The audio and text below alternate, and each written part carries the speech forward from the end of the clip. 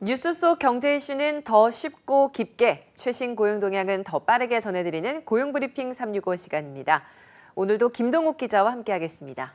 안녕하세요. 안녕하세요.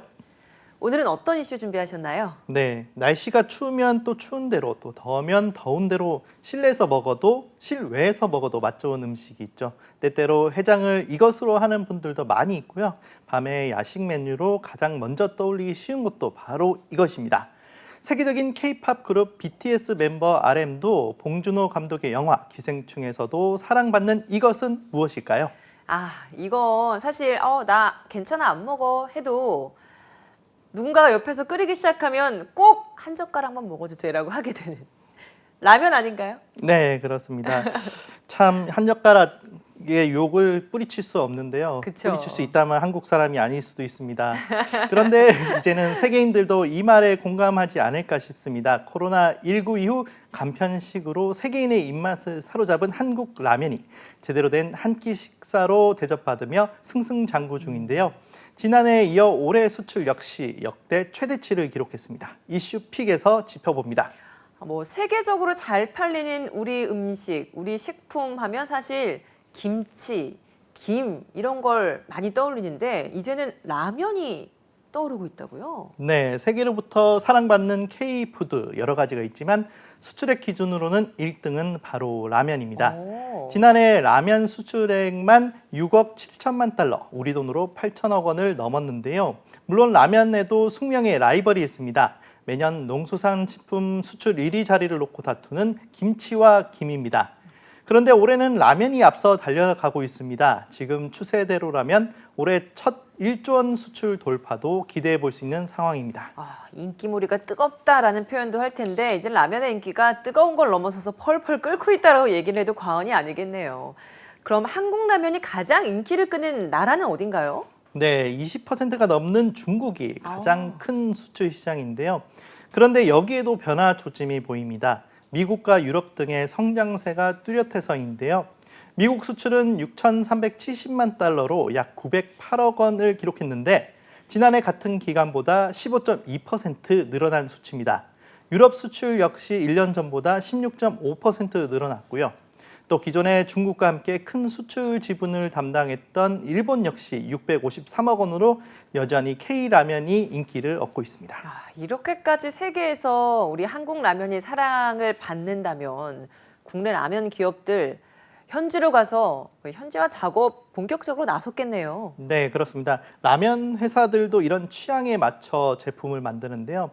라면 먹을 때 호로록 하는 면치기 소리 빠지면 섭섭하죠. 그쵸. 하지만 이 면치기는 젓가락을 사용할 때 가능합니다. 미국 소비자들은 면을 후루룩 소리 내면서 먹지 않기 때문에 숟가락이나 포크로 떠먹을 수 있도록 라면 면을 짧게 만든다고 합니다. 마치 숏 파스타처럼요. 그렇군요. 이를 위해 농심은 올해 4월 미국 캘리포니아에 제2공장을 세웠고요. 삼양식품은 비슷한 시기 밀양 공장을 아예 미국 수출 전담 공장으로 지정했을 정도입니다. 라면은 사실 후룩 면치는 맛으로 또 먹는 건데 이걸 또 짧게 한다고 하니까 저희는 크게 맛이 나지 않겠다는 생각도 드네요.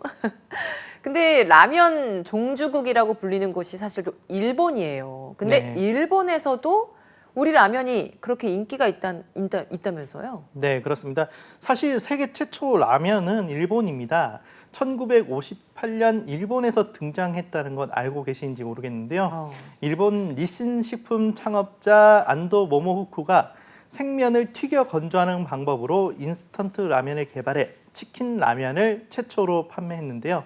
그래서 라면 종주국이라고 불렸는데 요즘은 한국 라면이 더 인기라고 합니다. 보통 일본 라면 하면 국물색 뭐가 떠오르죠? 약간 뭔가 맑다, 심심하다 이런 색깔이 딱 떠오르지 않아요? 네, 한국 사람이라면 그렇게 생각할 수 있을 것 같은데 일본 라면은 전통적으로 닭 육수, 생선 육수를 기반으로 하기 때문입니다. 그런데 우리의 라면은 어떻죠? 하얀 국물 라면도 있지만 기본적으로 소고기 육수에 빨간 국물, 그렇죠. 매콤한 라면 국물을 주로 만드는데요. 얼큰하죠. 오히려 이 점이 일본 소비자들에게 신선하게 느껴지는 겁니다. 특히 매운 볶음면 같은 제품은 젊은 층에서 먹방, 도전 영상이 퍼지면서 큰 인기를 끌기도 했고요. 매운 볶음면은 올해만 100억 원 넘게 팔렸다고 합니다. 와, 미국, 유럽, 중국도 그렇고 그리고 라면 종주국 일본까지 섭렵했다고 하는데 그러면 또 다른 나라는 어디가 있나요? 네, 특히 컵라면이 이색 국가에서 인기가 많다고 합니다. 남태평양에 아메리칸 사모아라는 나라가 있는데요. 인구가 5만 5천 명 정도의 작은 섬나라인데 한국의 사발면 제품이 큰 인기라고 합니다. 올해만 250만 개 넘게 팔렸고요. 이게 어느 정도냐? 1년이면 한 사람당 평균 62개를 먹은 겁니다.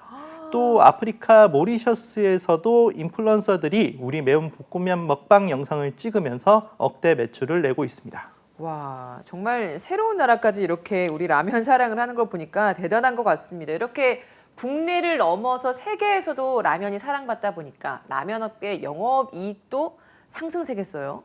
네, 경쟁도 치열하고요. 특히 올해 라면 업계 지각 변동도 일어나고 있습니다. 신라면을 앞세워 30년 넘게 선두를 지킨 농심은 주춤했고요. 불닭볶음면 인기에 힘입은 삼양식품은 역대 최대 실적을 낸 겁니다.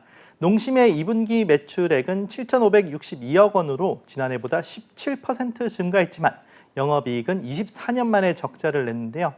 농심 측은 팜유 등 원부자재 값과 물류비 상승 여파로 영업이익이 감소했다고 설명했습니다. 반면 삼양식품 매출액은 2,553억 원으로 지난해보다 73% 늘었고 영업이익은 역대 최대였습니다. 특히 불닭볶음면 매출액이 6년 만에 4배로 뛰면서 매출 상승을 이끌었습니다. 라면의 상승세에 대해서 이야기를 했습니다만 사실 전통적인 K푸드가 있죠. 바로 김, 바다의 반도체, 김 아닙니까? 네, 김 수출이 크게 늘면서 그간 우리 수출에 큰 몫을 맡던 반도체에 빗대서 바다의 반도체라는 별명이 붙을 정도입니다. 네. 올해 라면이 없었다면 단연 김이 수출액 1위에 올랐을 겁니다.